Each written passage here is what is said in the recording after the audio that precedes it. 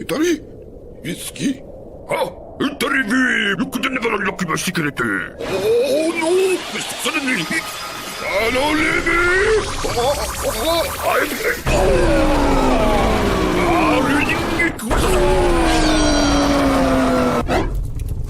Let's begin. Indeed.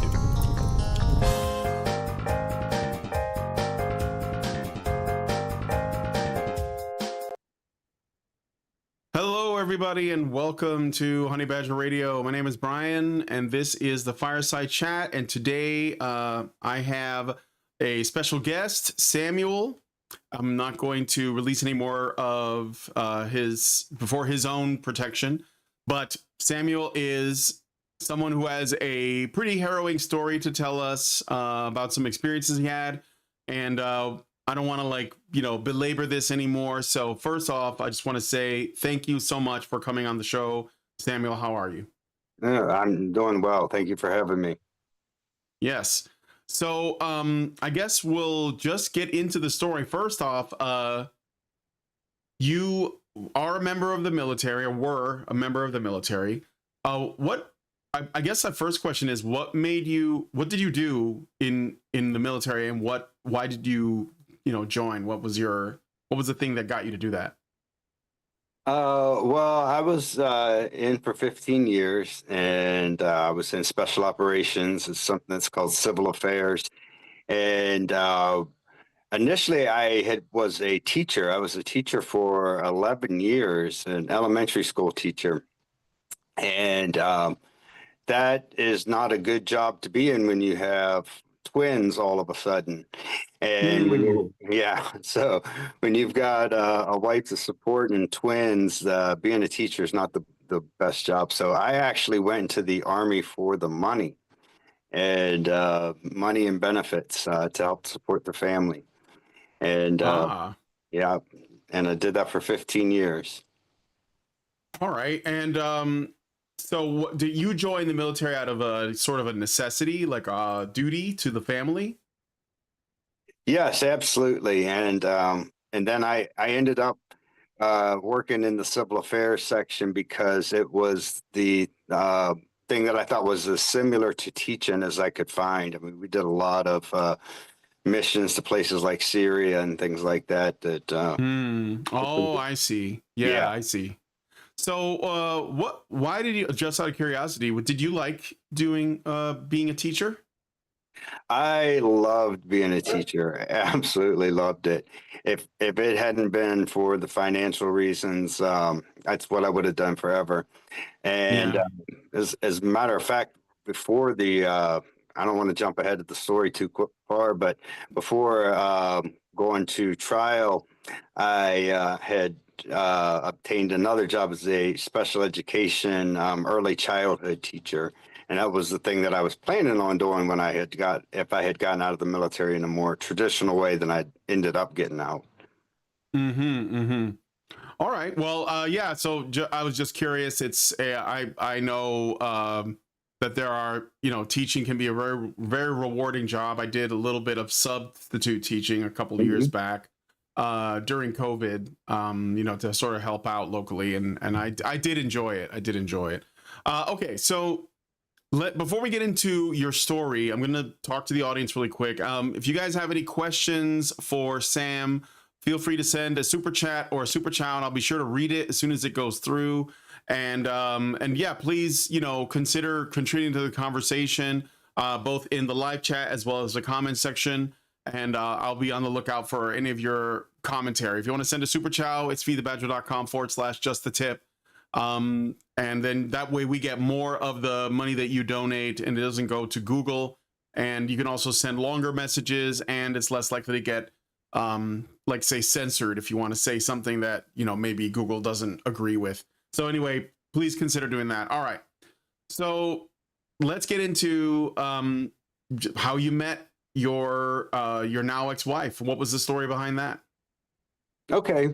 Well, probably about 90% of my life is super, super boring. And I'm about, borderline nerdy. I'm a English major and a grammar nerd, and so that's most of my life looked like that. And like I was just talking about, I was a teacher for 11 years, and that was what I truly loved doing. And had two young sons at home and a wife, and that's what I did. And I did that for about 17 years. And in that time, I went into the military, like I was saying. And Out of during, curiosity, before we get into that, I'm sorry. Out of curiosity, did you have the kids before you got married, or did you have married and then there were the kids? we got married and had children. Okay, all right. Yeah, I and wasn't sure about the order of that, so thank you for clearing that up. yeah, absolutely. And don't hesitate to jump in at any point because I don't want to get rambling. There's a lot to the story, so Sure, sure. yeah. So So, how'd you meet your wife? Is that, I think that was where we were at. Yeah. okay, so building up to meeting the second wife, and I want to be very clear about this. I've been married 3 times, and Ah, yeah, the wife that we had all the issues between us was wife number 2. And I'm saying this specifically because in the past I've done interviews and whatnot, and my first wife, who is still a great friend and the mother of my children, was a little upset that I didn't clarify enough that she was not the wife in question. And so I just wanted to say that, here. oh, that's good. That's a good point to make. Yeah, yeah. Yes, the mother of Okay. my 2 perfect boys. It has nothing to do with any of this. Um, so, and basically, I mean, I wish there was something more complicated to this story than the fact that I'm a recovering alcoholic. Mhm. And I had been sober for 17 years. And during Congratulations. Oh, thank you very much. And during this first marriage and after the children and while I was in the military, I relapsed.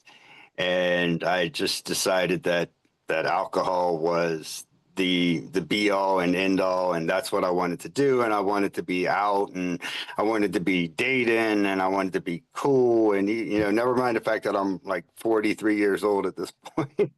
But so I guess I think it's a pretty classic midlife crisis right there. Mhm. Um, but what I did was a little bit silly. I don't know any other way to say it. Like instead of being out and being wild and partying, I basically married the first girl I met when I was out of the first marriage, and she and I ended up together. We met online. It wasn't anything super unusual about the way we met.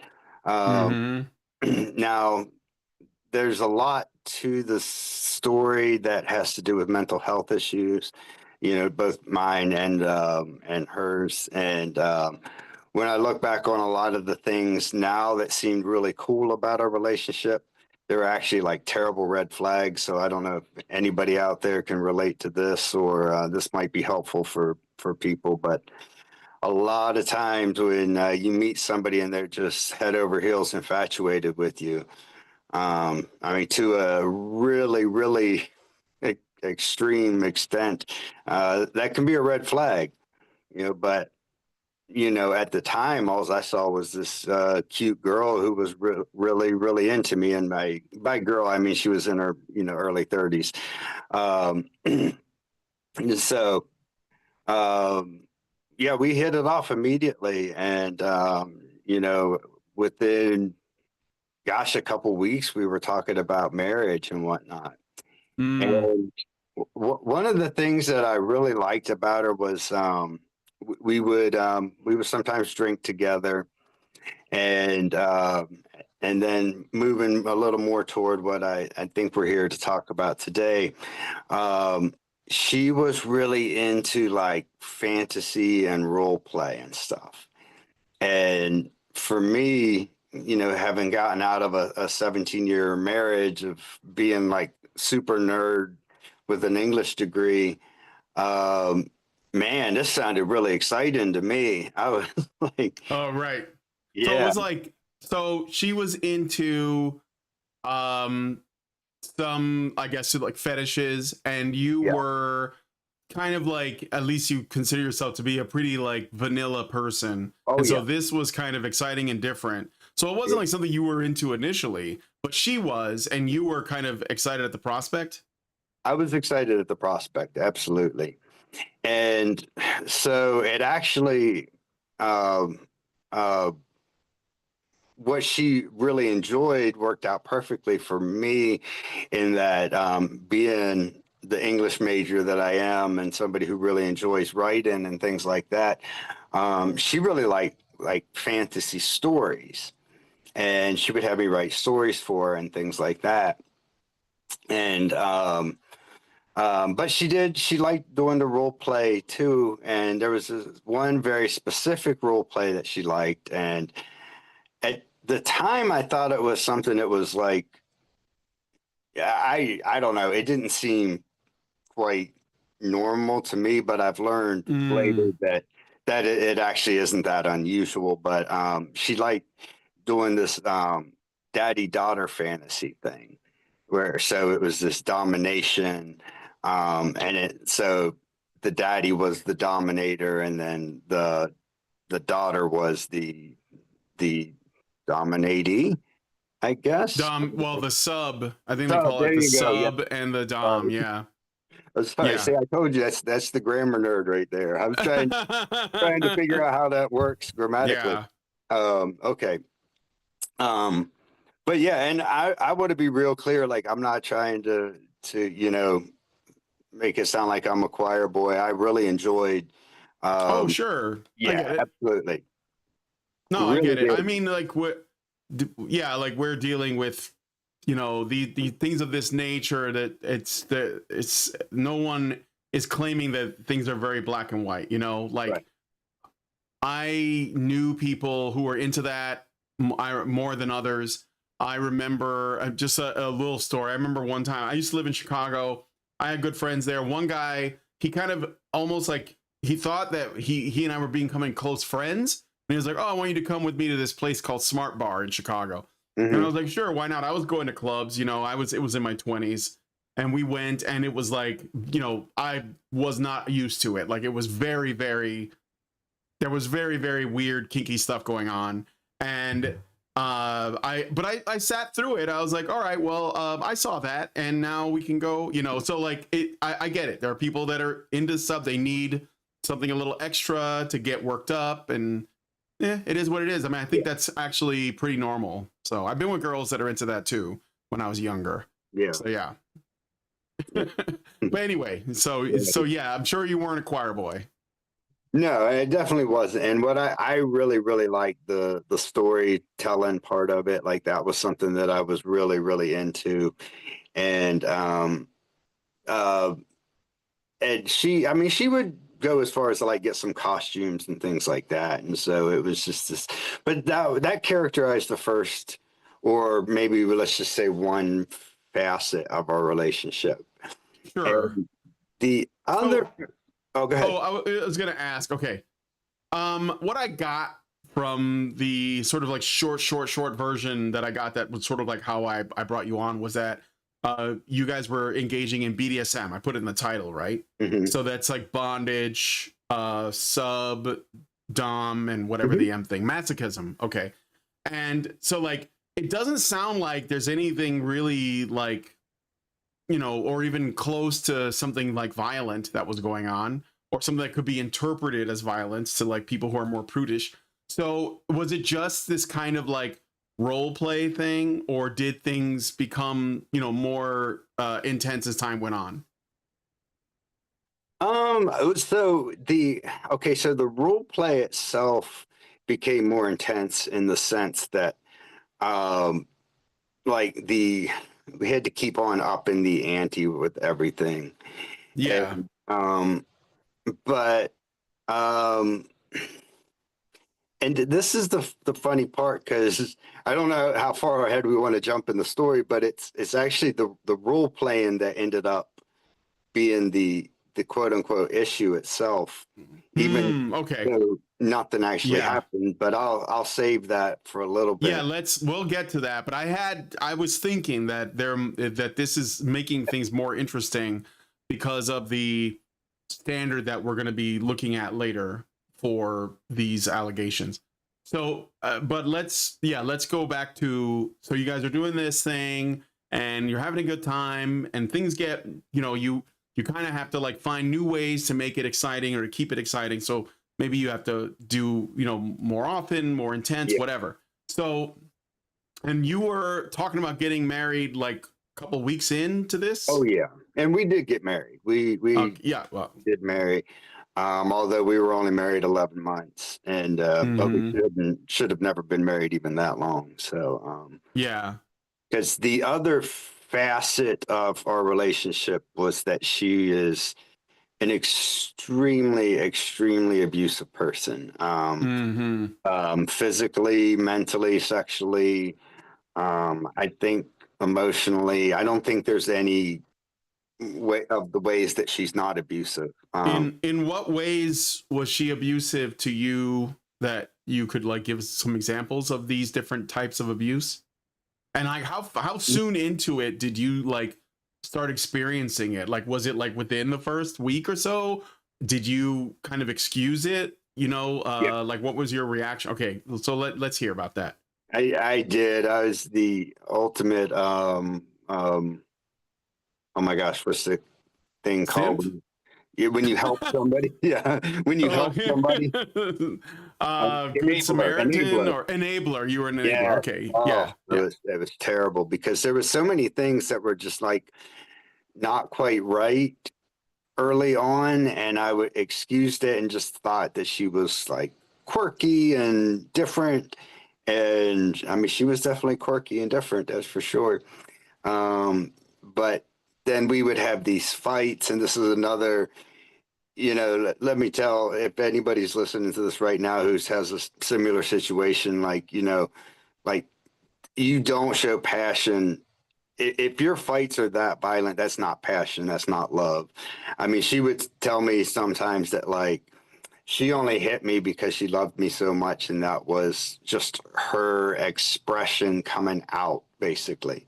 And I thought that was really cool. I was like, wow, I can't even imagine somebody loving somebody that much that it would boil over in that way. And so I just want to take like one just real quick second to say that like I know there are a lot of men who are in abusive situations who feel like they're not able to speak out.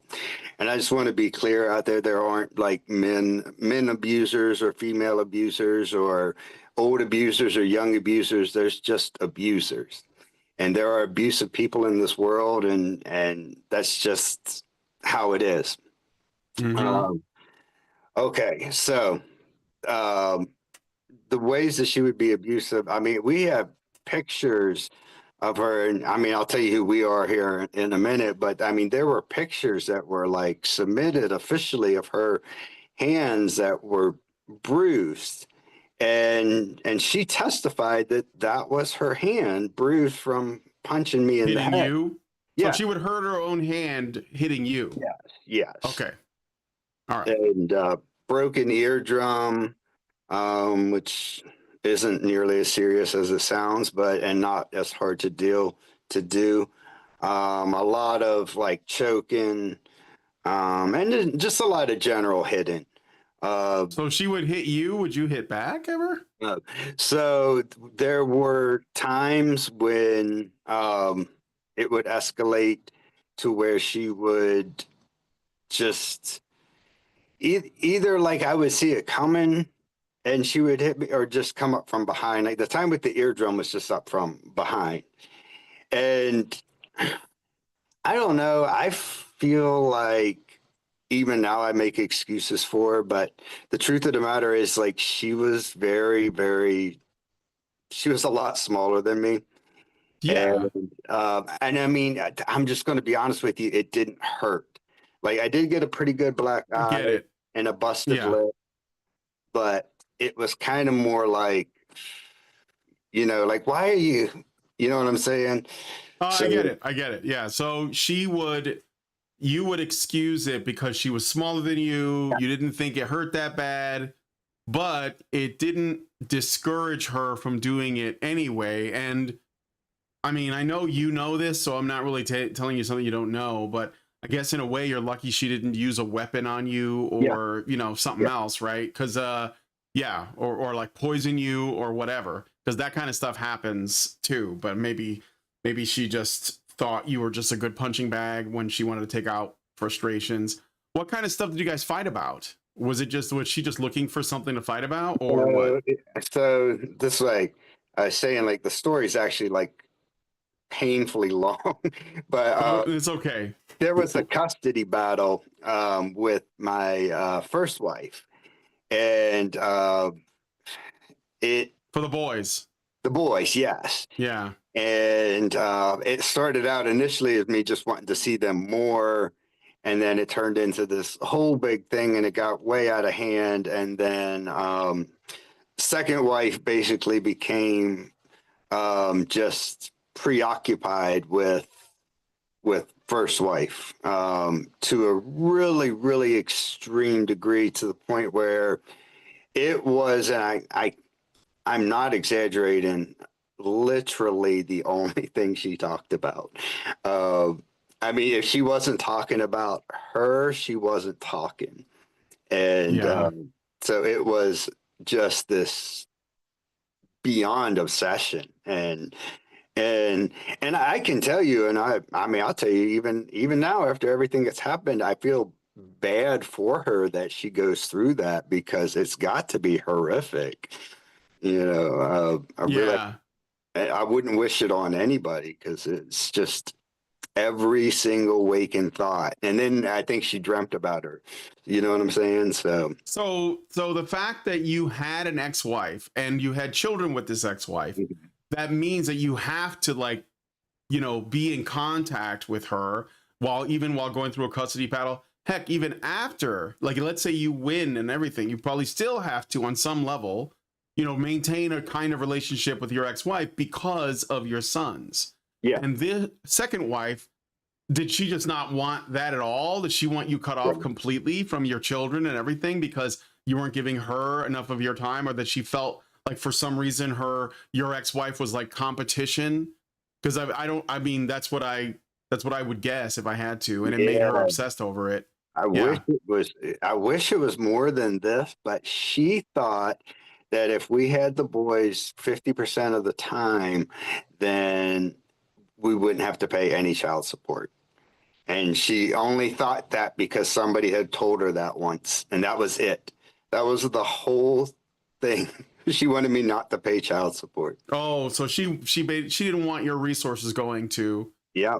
somebody else, basically. And Okay. I was already paying like way less than I needed to, just because I had come up with working with their mom. We just agreed on Mm-hmm. a fee and it was way cheaper than the state would have made me pay. But in any case, it wasn't a burden. It was one unwell known fact about our military is that they actually pay us really, really well. And I was making good money. I didn't have any issues with money. And so there was no burden with this. This was not a burden. She just wanted there to be more money, just for Yeah. the sake of it. That's what it sounds like. Yeah. So, okay, so she physically hit you a lot. You said that she also verbally or emotionally abused you as well as sexually abused you. Are you comfortable with talking about some of that? I just Yeah. want to know how. So Yeah. um, just the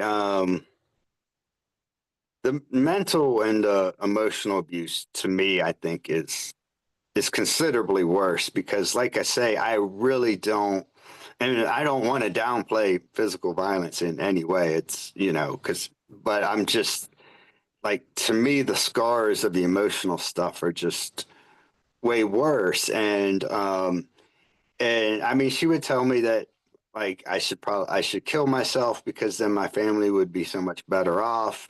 but that I was too much of a pussy to kill myself because I was afraid of guns, which I don't even know what that was, in reference to. You know, so what happened was, so at the advice of a lawyer, I started recording her, and the reason that I started to record her when it initially started was I was desperately in love with this woman, and I thought she didn't know the things that she was saying, and that if she just heard what she was saying, she would come to her senses. That's what I Yeah. really sit here now saying that, as silly as that sounds coming out of my mouth, I really thought that's what would happen. And it didn't happen.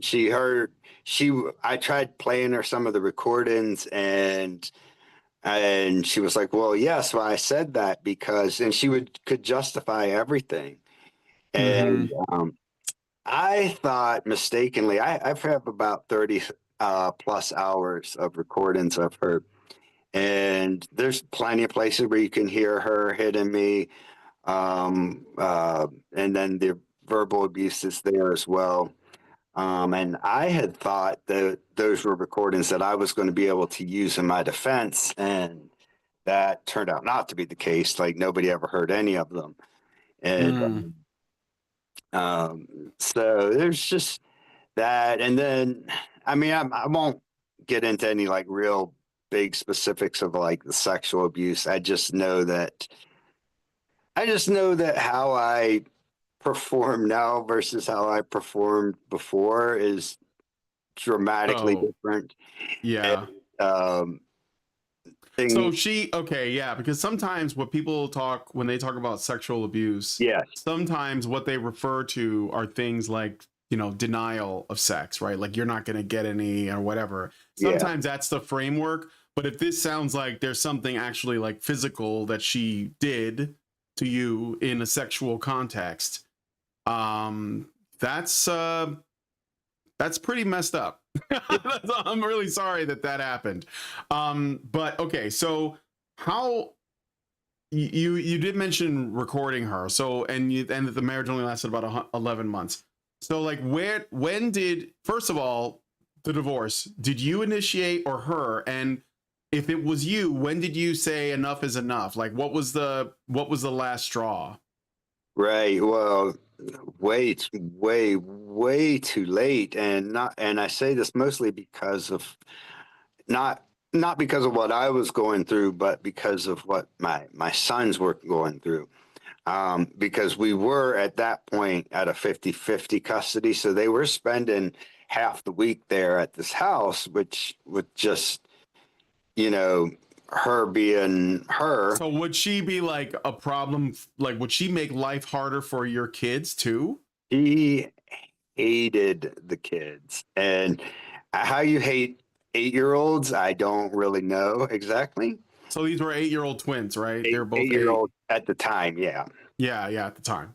Yeah, Okay. she absolutely hated them, and she thought that it was justified because she thought that they were just clones of their mom, and so she kind of viewed it as her.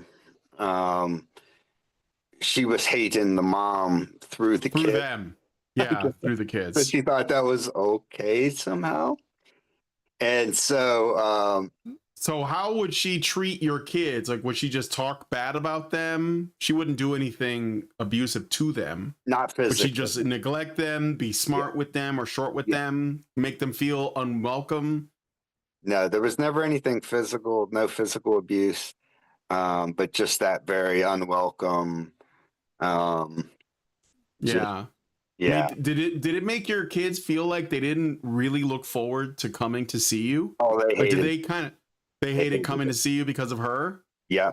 That's insane, man. So like we hear a lot of stories about like, in a divorce, the mother of the kids turns the kids against the dad. Like that's a common thing that we hear about, but we don't hear about like a stepmom. I mean, that happens most likely, but you don't hear about a stepmom turning the biological children of the previous wife against her new husband or whatever, Yeah. because she just wants to drive a wedge in the family, and then it's only for financial gain, at least as far as you know. Yeah. I mean, I suspect that there's probably some ego thing going on too, where she's Mhm. like, why am I not the center of his universe, right? Why I should be the one with the children? Yeah. Why did he have a past wife? I should meet the man and he's like completely finished. I mean, I'm getting a little bit ranty, but it's Yeah. just crazy. Like that's wild, man. I'm really sorry to hear that. I got a super chat. I'm gonna read it really quick. Albatross gives us $5 and says, I'll never understand why women like what he's describing even bother being in relationships to begin with.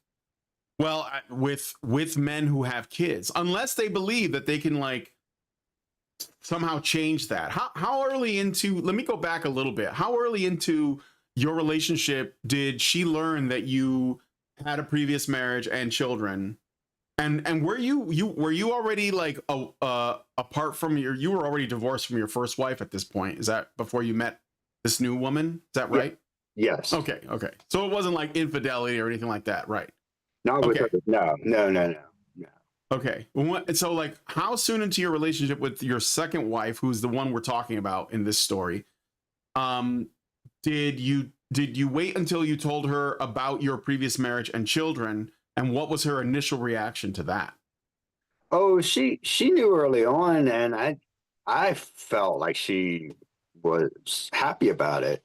And So she, she has a son of her own, so I think she had good feelings about things. I really haven't thought too much about that part of it, to be honest with you.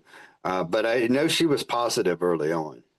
yeah. So I mean, isn't that strange that unless, when you get that honeymoon period and you hear about somebody's shortcomings or something about their past that maybe you don't know how you're going to feel about it, or maybe you dislike it, but you just kind of like let it slide because you just want to be with them. Like it could just be that she initially thought, well, I can handle that. Right. And then realized that she couldn't. I mean, Right. because like, what did you think about her having a kid before? And what was your relationship with her kid? Did you see him much, or her, Yeah, him, her? it's a him. And we had a good relationship. Like I said, it's not a tremendous amount of time to form a really great. 11 months. Yeah. Um, But you were on good terms and he didn't like dislike being around you or anything, no, as far as you could tell.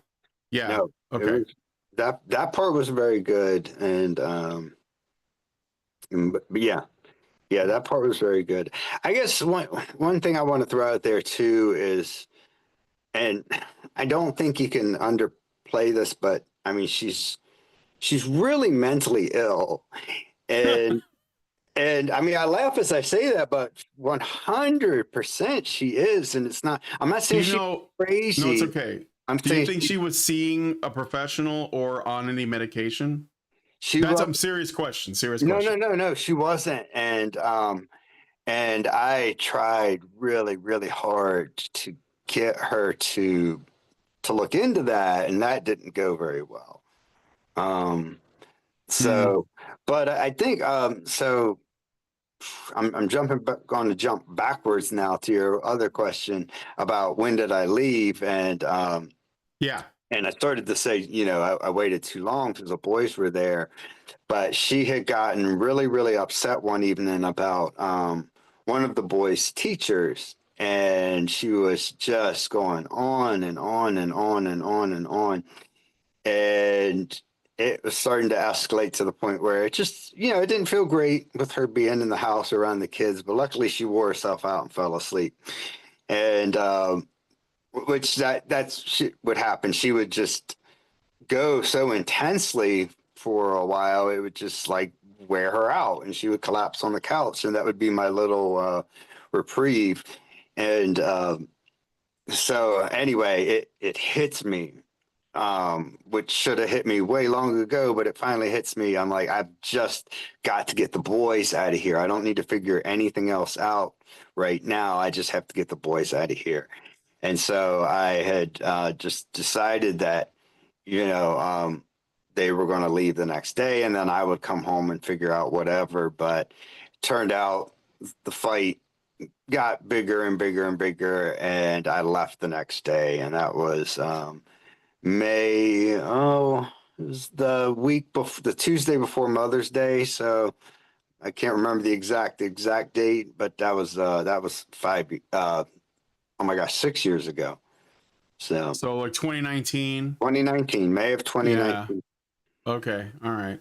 And all right. So you got out of there. You wanted to get your boys to safety. Like, did you just go to a family, or like, or their mother's place, or what did you do with them?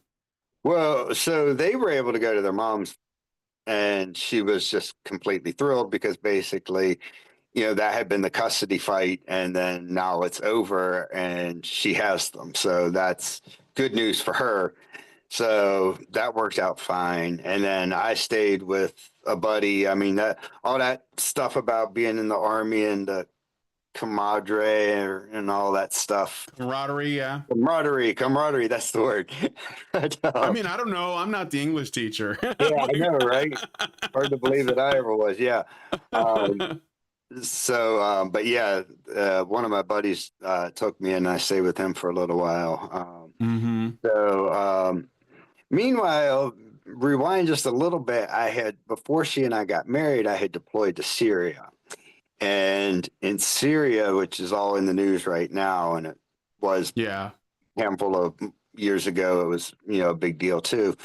And in Syria, I made a ton of money, just more money than I could spend. I don't think people shouldn't feel sympathetic for soldiers as far as finances go, because Yeah. financially, They're doing well. yes, They're doing well. yeah, they Yeah. paid us. But I mean,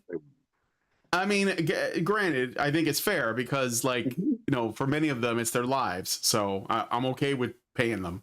Like, Oh it's yeah, fine. yeah, Yeah. absolutely.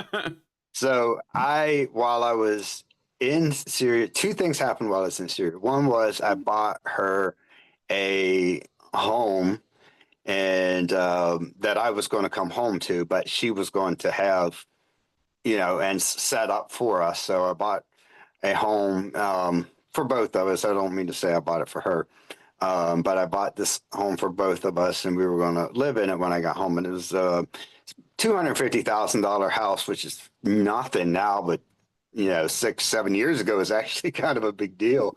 Yeah. I mean, I don't know. You couldn't get an apartment for that nowadays, but anyway, back then it was a decent amount of money, for sure. And that was one of the things that happened. The other thing that happened was we had this sexting relationship where there was a lot of, so you message each other, sexting. Exactly. Yeah. And which is, completely normal in the military. Sure. But we had continued our daddy-daughter fantasy thing. And she would tell me that she was home all alone, and that, like, her daddy wasn't going to be very happy with some of the things that she was doing. And this would escalate back and forth until we were right in these really long, complicated things.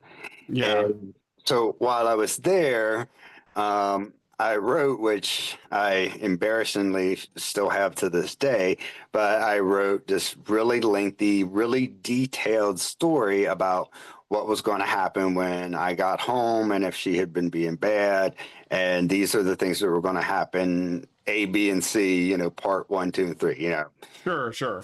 and very, very specific. It didn't Yeah. give it any more thought for several months. And so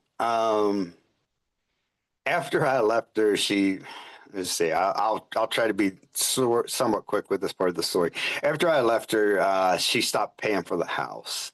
And this became a big problem because I wanted her to have the house, but she stopped paying for it. And with no other recourse, I hired a lawyer and I sued her in January of 2020. I sued her for the house. Just division of property was just a normal, divorce type of thing. Yeah. So like 6 months later, you sued her, basically. Right. Okay. And like I say, I'm trying to speed the story up a little bit. I'm looking at Sure. the clock, but so we sued her on a Friday, and on Monday she told the Army that I had raped her several times a couple years prior. And Was she she wasn't in the military, was she she? Was was not. she also? No, okay. No. Okay. So she was a civilian. All right. So anyway, go ahead. You guys met online, so. Yep. All right. Right. So and fast forward in a bunch, when the charges were read to me, it was the exact story that I had written in Syria, and the exact story. So the And story that the sexting story that you sent her, Mhm. she was using that as evidence of real abuse. Okay, but obviously the sexting story was a fantasy. It was basically like a rape fantasy, Right. because she was able to use it to make actual rape allegations, and using the military as the tool, not as opposed to going to the police, right? Yeah. Okay. Yeah, she actually testified at the trial. She testified the story that she and I were texting back and forth to each other. I mean, I remember the night we were doing it. Yeah. You know what I'm saying? Was the text like submitted as evidence? So she used the text as a confession, Well, essentially, so or as I yeah. Go submitted ahead. the text. I submitted the text because I went to the lawyer and was like, look, this is crazy. This is what this is. And I showed him, like, I printed it out and it's time stamped and all this stuff. And he's like, okay, cool. Let me take this. We'll get this taken care of. And that Because if they have the times and dates of the text, then they know that you're in another country. exactly. So yeah. okay. All right. Well, anyway, go ahead. It didn't matter. No, of course not. No. No. Yeah. So basically, she had a story that I had made up, and I'm pretty good at making up stories. So Because you're a writer. yeah, exactly. I mean, it's what I do, and that was the thing that I really enjoyed about our time together was the creative aspect of it. And so I used to say when I was in prison, I would tell the guys, I'm like, I've got to be the only guy in prison right now because of a story that he made up. I've got to be that, So okay, let's let's back it up. So she makes these allegations. She doesn't go to criminal court. She goes to the military police or military court. right. And the purpose of this is what? Like, what's the, because like it came from the fact that you felt the need to flee the home with your sons, and then later you were like, well, you know what, you can have the house, it's fine. And but she refused to pay for it. So I guess like it was still under your name, like it was going to affect you. Yeah, so you would have been, if your credit would have been affected if she didn't pay. So you're like, you should, I'll give you the house, like you can have it, but you got to keep paying for it. And she's like, no, I'm not going to do that. And so then you're like, well, I'll sue you and, get justice. And then she responding to the fact that she's not paying, decides to make a rape allegation, a multiple rape allegation against you. Doesn't go to the civilian cops, who are the people you normally go to for this, goes to the military, and they basically just run it through, right? I assume that, because this is what I hear, it's sort of like what happens on college campuses. They just, like, you get an allegation and they just say, okay, we just need a conviction. Let's just get it out of the way. No, we don't want media on this. We don't want it to make us look bad. Let's just like convict him and get rid of him. Is that what happened? Yeah, no, that's accurate, except that the civilians do look at it, and this is kind of significant. Because So the civilian police and courts did look at your case. they do. Okay. And All if right. they don't, if there's no probable cause, there's nothing they can do with it. So they move on. And that's exactly what they Mhm. did in my case. And so the military will take it and they can decide there's probable cause, or they can decide to proceed without probable cause, which is incredibly unusual. And I know this because I'm one of, like, count on two hands people who ever even went to trial without probable cause. And Mhm. so there was no even probable cause in the beginning, and that was because of those text messages that I submitted. And the individual at the which essentially is, it's an Article 32 here, and it's essentially a grand jury. When that was turned in at the grand jury, they said, no, there's no probable cause. However, the military can still decide to go forward if they want to.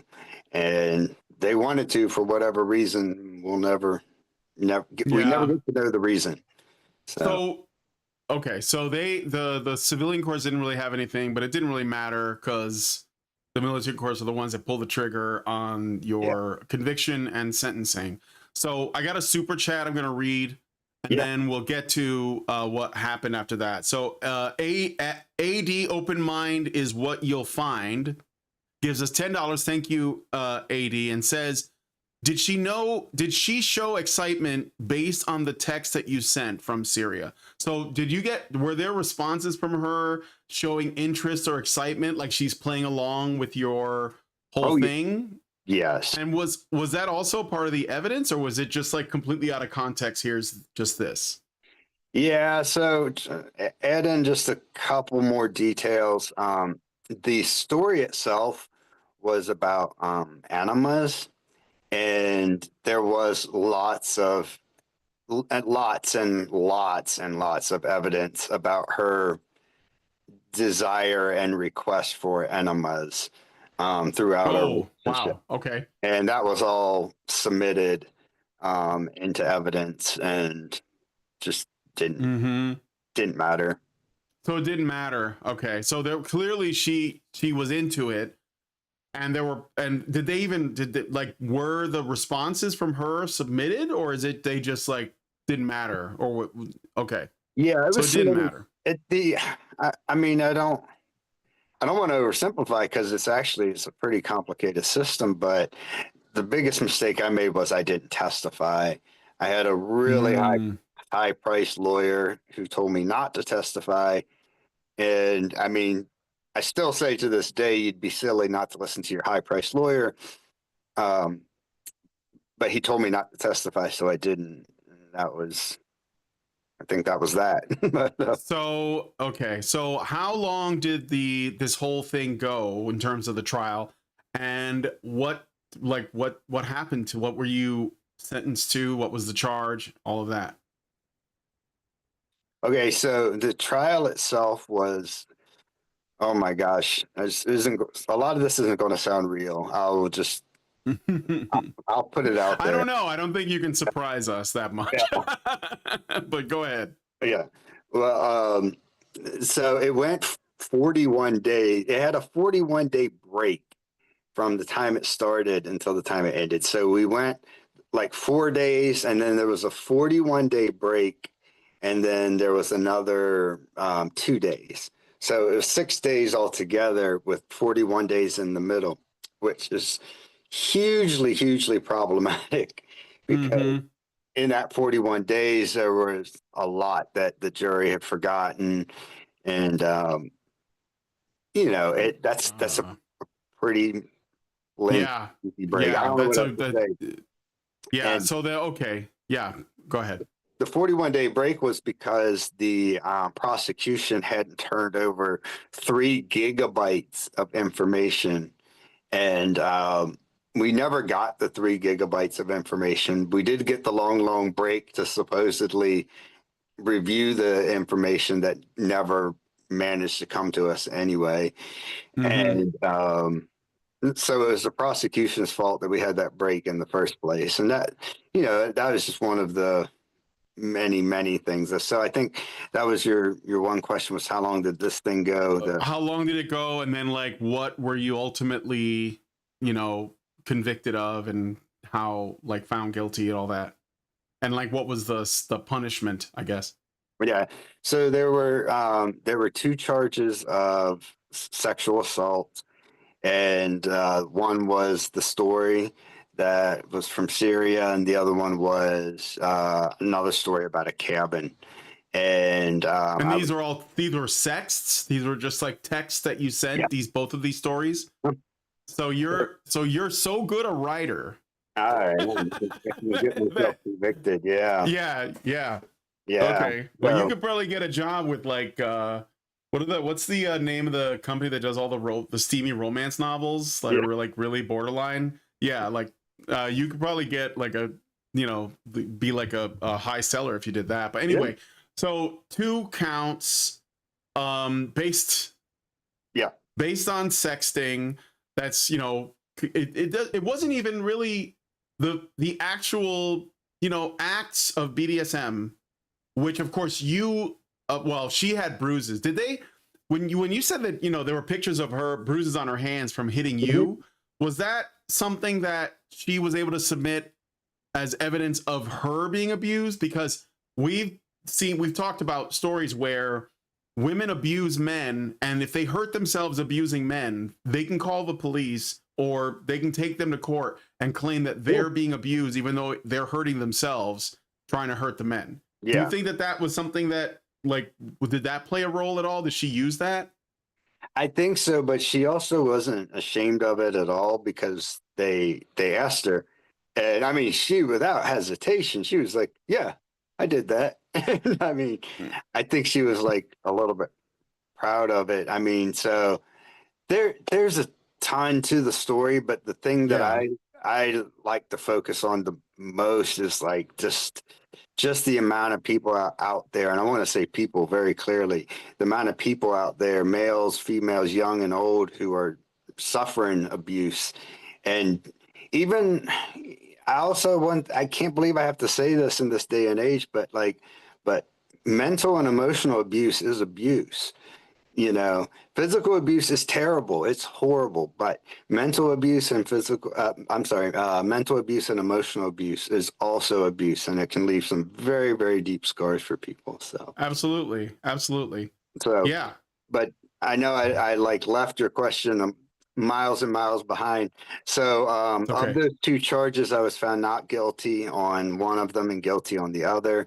I was found guilty of domestic violence and then drunk and disorderly, although to this day we don't really understand. But I didn't get punishment for that, so it is what it is. I was sentenced to 3 years, and I served 25 months. So. All right. So like 2 years and some change. Yeah. Like a month, 2 years and a month. And it was like good behavior, I guess. Yeah. So and actually, it's 1 year ago yesterday that I got out. So. All right. So that sounds terrible. So then, like, where are you at now? And I guess, like, are you in touch with this woman anymore, or is that like completely behind you? And what has been the aftermath of this, being like a stain on your record? Yeah, well, so there was no contact. She and I had cut off contact way before there were ever even allegations or anything. I just think she wanted the house, and she was really angry that I had left her, and I think she just saw it as a tool that she could use to control me. I don't think it was much more than that. I really don't. And it is, unfortunately, it is a tool that's available to, to women. It is, and I mean, I'm glad we have the protections in place that we do. I know they do a lot of good, but they do harm as well. And I think we, as a society, we're smart enough to be able to look at each case and decide, which ones are a little bit crazy and which ones are, probably need to be looked into a little bit more. I think we, have that ability to do that as a society. So, and Yeah. then your other question is, I'm a convicted sex offender, and So you're on the yeah, registry I am. is it like a state thing? It is, yes. And one piece of good news is good and bad. The Army legal system is so slow that even though over 3 years have passed now, my case is still under appeal in the just the normal regular appeal process.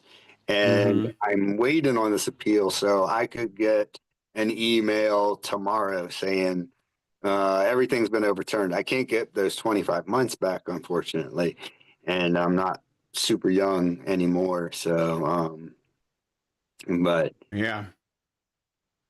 but Yeah. yeah, So does the fact that you're on a registry cause you any problems, or are you like on good, like, are you on good terms with the guys you have to check in with, the people in your neighborhood and all of that? yeah, and I don't want to downplay this because it's different state to state and locality to locality within the state.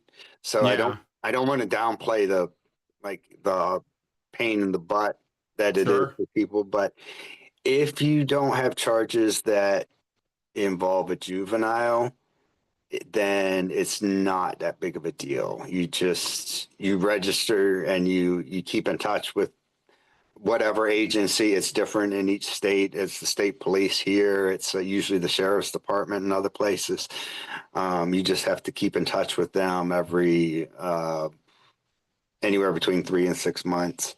So, but again, I don't Mm-hmm. want to I don't want to downplay it. It's a very No, no, yeah, we know, we get it. It sucks. Like, and it's not just like the hassle of like, dealing with that in real life, doing all the stuff you got to do, and the fact that you don't know what your neighbors think of you because like maybe they have to know. I don't know, but it's just the idea like that you yeah have this thing over your head, and it's based on lies, and you don't know like if you could ever get out from under it, like even if you get the appeal and everything, like it could I get it, like well, based on people I've talked to, I got another super chat.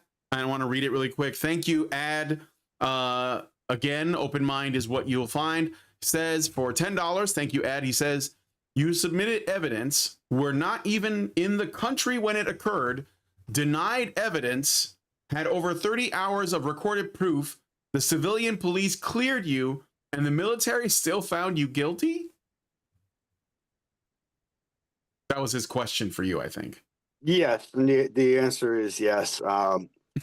So none of the recordings were able to be submitted because Yeah, they didn't have the recordings. You can get abused and then still be guilty or not guilty of any given crime, you know.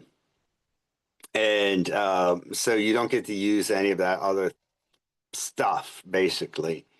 And I will say I don't really have an explanation for the the whole oh my gosh, probable cause. I'll never really understand that. So I agree with you. I don't know what I don't know what to tell you in terms of your question, because it's the weird thing about the well, the probable standard of evidence for the military, in case you're wondering, guys, is it's lower than lower. Yeah. civilian courts. Yeah. Civilian courts is generally like, beyond a reasonable doubt, Yes. and military courts is basically preponderance of evidence. Yeah. So, and that preponderance of evidence, that is a very gray area. You can move things around. It's just like the colleges. Like I said, when we talk about university campus allegations, it's the same thing. The civilian courts are actually, they have a much higher and more reasonable and constitutional standard than the military courts or the kangaroo courts, basically. It's like, why do, when there are allegations that are sketchy or even false, why is it they don't go through the, you know, the police? Well, because it's probably not going to go through. But if you go to, you know, you go to your boss, you can get somebody fired. You can go to your superior officer, or, you know, like some other way, go to the dean, and then you can, like, you know, if you want, if you're using it in a vindictive way, which that's what it seems like this is, then it's a lot easier. So, all right.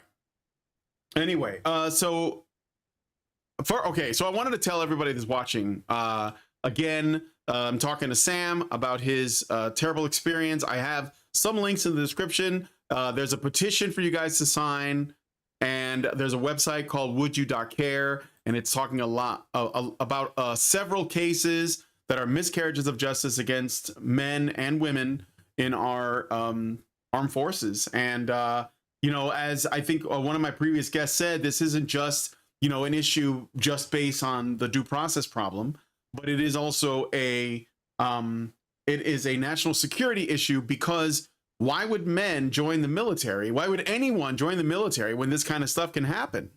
And these are horror stories.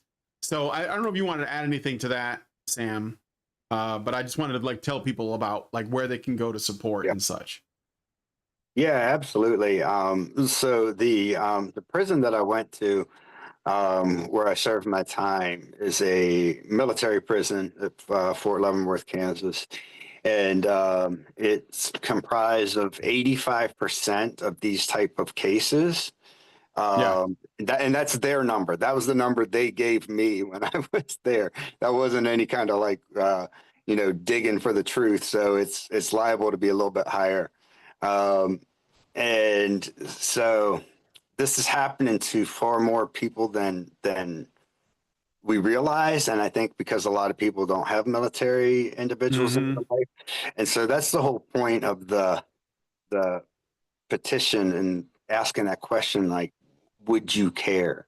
You know, if it's easy to say that it's this Marine who's, like, halfway across the country, but would you care if it was your son or your brother, or your uncle? You know, and so when you think of it that way, it becomes a very different question. And so that's what we're wanting people to ask themselves. Like, I mean, these are the people that give their lives for the country, give their time and anniversaries. And I mean, I can't tell you how many Thanksgivings and Christmases I missed in 15 years. I mean, it was quite a few. And these are the people that it's happening to. So. Yeah.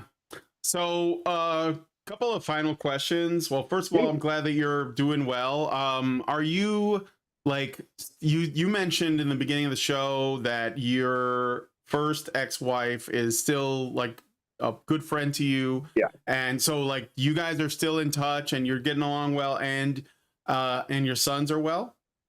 They're doing great.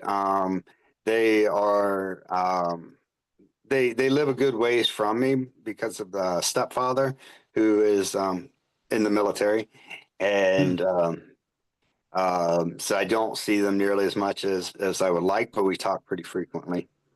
But That's good. They're definitely doing well. It's I mean, it's been a lot for them. Yeah. They're, like, teenagers now, I'm guessing. So they're 14 now. 14. All right. Well, uh-oh. Yeah. so they're hitting puberty and they're noticing girls. So, like, what advice would you give them in retrospect to everything you've experienced, if you could? Well, what I'm saying, I guess, is what do you think, like, in what ways do you think that you have changed, or if at all, since having this experience? Yeah. Well, I don't know how I would die if they ever wanted to try to join the military.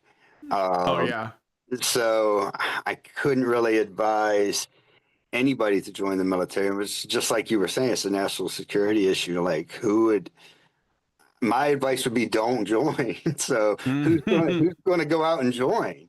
You know, at the end of the day, like, who's going to do it? And so but advice for girls, and this is just not really super relevant to anything we talked about today, but just being very, very careful about what's online and who you think you're talking to. And you think you're talking to this person, but you're really talking to this person. And that's a conversation that we've had, quite a bit. Mm-hmm. And very specifically, like don't talk to anybody online. I just nothing good comes Yeah. with that. Yeah. There you go. Well, I think that the young generation coming up now, they're actually statistically more interested in meeting people face to face than online. Like Oh, the that's online thing is not a novelty for them because they grew up around it, yeah, but like being around with people. So hopefully that continues as a trend. that's pretty And cool. because I agree, I think the internet can be, it's not really the best place to make close friends, Yeah. especially. And I mean, yeah. So I would be wary of that. All right. Well, so are you like starting over? Are you just like on your own? Like or because you had 3 wives? Are you single right now? What's going on with that? No, I have an amazing girlfriend Okay. um, who's beyond understanding, to say the least. And I mean, I hope I come across okay, but my life's been fairly devastated. No, I I mean, bet you no, you seem to be coping. You seem to be I coping with it. mean, I live with my father. I'm 49 years old and I live with my father. I do have a job. I probably make about half what I was making in the military. And so, yeah, I'm very fortunate to have the job that I do have, but it's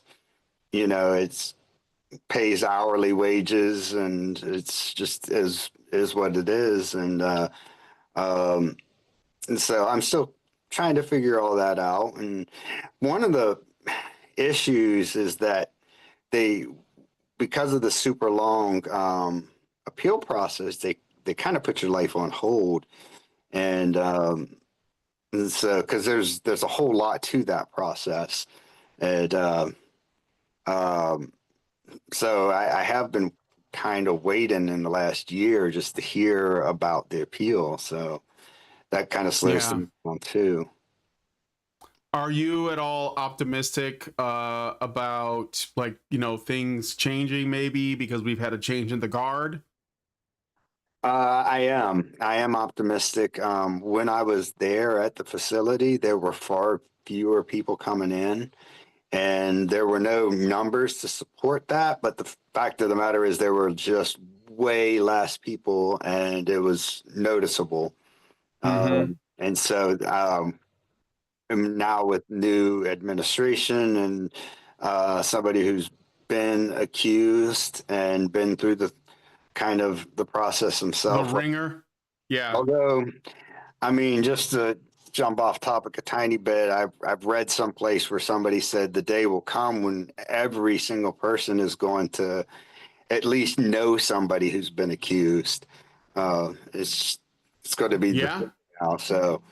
Um, so yes, I am hopeful that fewer cases will be brought and um, let the civilians do their job because they know how to do it way better than the military does. I Well, mean, their incentives are different, so that's a big part of it.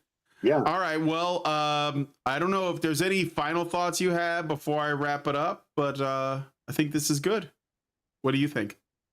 I think it's been wonderful, and I really appreciate you having me on. All right. Well, thanks for coming on and sharing your story. I know it's very personal and emotional, so I really appreciate it. And thank you guys for joining us. I'm going to wrap it up here, but once again, I'm reminding you to check out the links in the description, sign the petition if you can, and check out the website, wouldyou.care. I think that these conversations are very important. And yeah, I want to thank Samuel for coming on the show. I want to thank you guys for watching. If you like this video, please hit like, subscribe if you're not already subscribed, hit the bell for notifications, leave us a comment, let us know what you guys think about what we discussed on the show today. Again, you'll find links to relevant things in the description of this video, and please share this video because sharing is caring. Thank you guys so much for coming on today's episode of the Fireside Chat, and we will talk to you all in the next video. Are machines, dude. Okay, they are literal machines. They are talking point machines. They are impossible to fucking deal with, especially if you have like a couple dudes who have good memory on top of that too. Holy shit, you're fucked.